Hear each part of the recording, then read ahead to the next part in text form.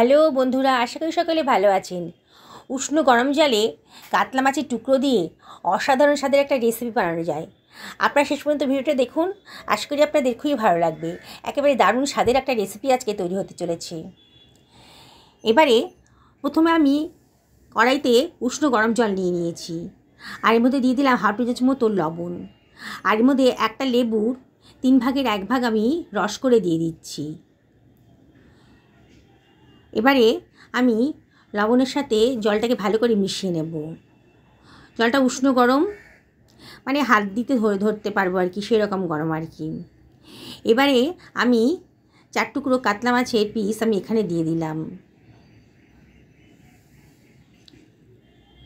এইভাবে দিলে পরে কাতলা মাছের মধ্যে যে আষ্টে গন্ধটা থাকে, সেই গন্ধটা কিন্তু থাকবে না। আমি মিনিট 3-4 এটাকে ভিজিয়ে রাখবো। এবারে একটা স্ট্রেনারের সাহায্যে আমি মাছগুলোকে তুলে নিচ্ছি। এইভাবে রান্না করে দেখবেন, মাছের কাঁচা গন্ধটা কিন্তু একেবারে থাকবে না, মানে আস্তে একটা গন্ধ থাকে তো মাছের গায়ে, সেটা আর থাকবে না। দেখুন জলের কালারটা কিন্তু চেঞ্জ হয়ে গেছে। মিনিট 3-4 ভিজিয়ে রেখেছিলাম, জলের কালারটা কিরম ঘোলাটি হয়ে গেছে। এর মধ্যে গন্ধটাও কিন্তু চলে গেল, মাছের গায়ে যে গন্ধটা ছিল সে চলে গেল। এবার একটা প্লেটের মধ্যে মাছগুলো নিয়ে নিয়েছি। এর মধ্যে দিয়ে দিলাম হাফ টি চামচ মতো হলুদের গুঁড়ো, হাফ টি চামচ মতো লঙ্কার গুঁড়ো, আর দিয়ে দিচ্ছি 1/4 টেবিল চামচ মতো লবণ, আর দিয়ে দিলাম 1 টেবিল চামচ মতন সর্ষের তেল। এবারে আমি সব কিছু ভালো করে মিশিয়ে নিচ্ছি। খুব ভালো করে মাছের গায়ে মশলাগুলোকে মিশিয়ে নিতে হবে, তাহলে কিন্তু রান্নার টেস্টটা খুব ভালোভাবে বেড়ে যাবে। একটু ধৈর্য সহকারে খুব ভালো করে মিশিয়ে নেবেন।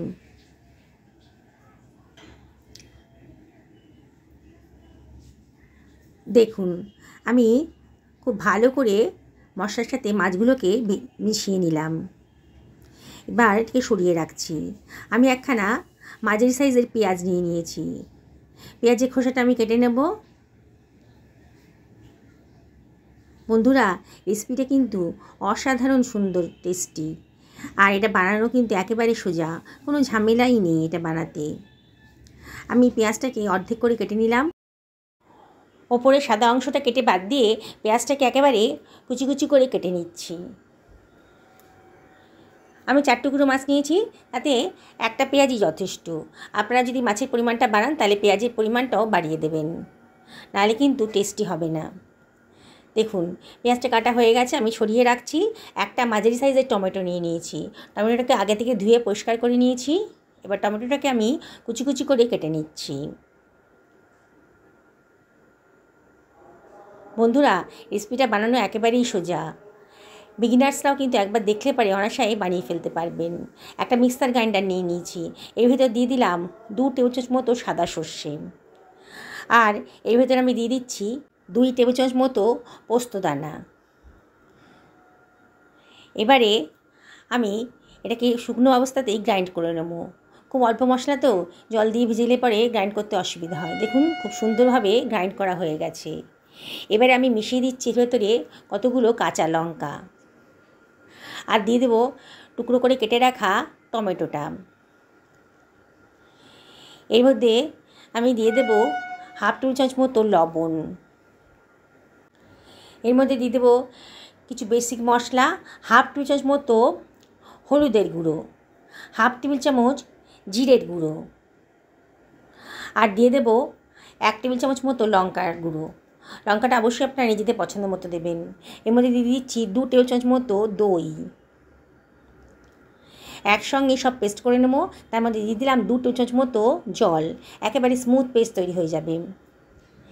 দেখুন পেস্ট করার পর একেবারে স্মুথ পেস্ট তৈরি হয়ে গেছে কিন্তু। এটাকে আমি সরিয়ে রাখছি। গ্যাস ওভেনে একটা কড়াই গরম করতে দিয়ে দিয়েছি। এবার এমনিতে দিয়ে দিলাম 2 টেবিল চামচ মতো সর্ষের তেল। সর্ষের তেলটা গরম হয়ে গেলে একটুখানি লবণ দিয়ে দিলাম, তাহলে সর্ষের তেলের কাঁচা গন্ধটা আর থাকবে না। এইবার দিয়ে দিলাম ম্যারিনেট করা কাতলা মাছের টুকরোগুলো, সামান্য একটু ফ্রাই করে নেব।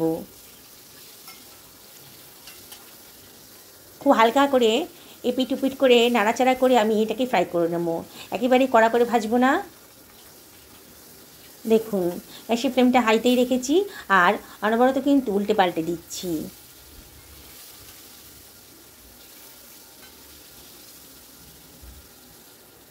হয়ে গেছে আমার।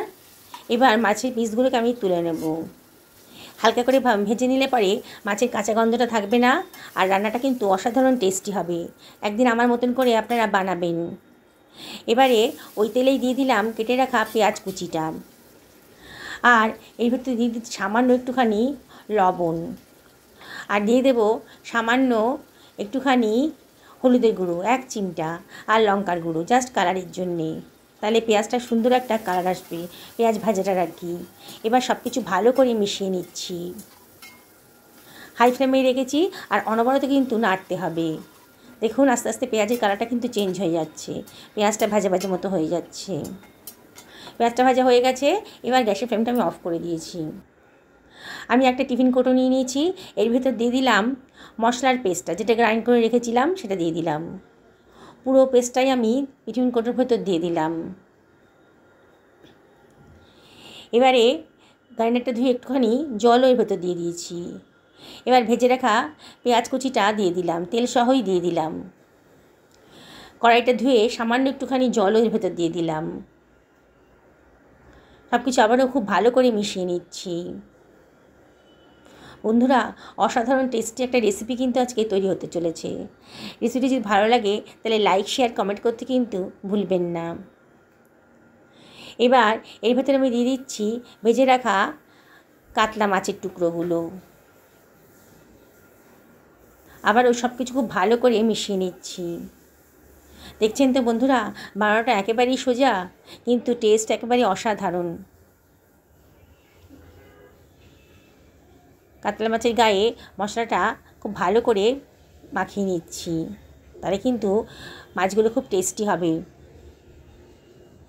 নতুন বন্ধুদেরকে রিকোয়েস্ট করবো আমার চ্যানেলটা সাবস্ক্রাইব করার জন্যে, পাশে থাকা বেল আইকনটা অবশ্যই ক্লিক করে দেবেন, তাহলে আমার রান্নার নোটিফিকেশানটা আপনারা জলদি পেয়ে যাবেন। কতগুলো কাঁচা লঙ্কা দিয়ে দিলাম, আর দিয়ে দিচ্ছি 1.5 টেবিল চামচ মতো সর্ষের তেল। লাস্টে একটু সর্ষের তেল দিয়ে দেবেন, তাহলে খুব সুন্দর একটা টেস্ট আসবে। এবার এটা ঢাকা দিয়ে দিচ্ছি, টিফিন কৌটোটা খুব টাইট করে ঢাকা দিয়ে দিলাম।